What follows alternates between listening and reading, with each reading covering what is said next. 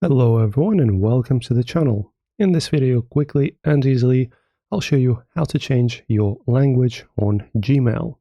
So this is going to involve the interface language on Gmail. Pretty much all of the functions, settings and categories on Gmail, you can change the language on them. So just type in on Google Gmail login as so, and be sure to open up the fast link. This will take us to our Gmail account.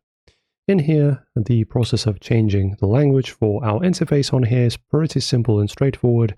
You just find this gearbox icon on the top right corner next to upgrade, click on it, and then open up all settings right here with this button. And as you can see in here on the very top, the very first feature is the language. So as you can see, this is a Gmail display language.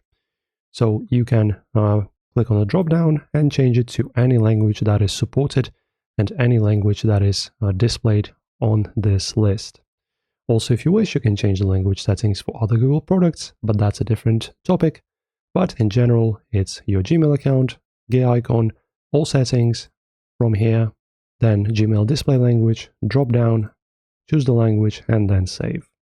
Enjoy the guide, guys. Like and subscribe, that helps my channel a lot, and see you in the next one.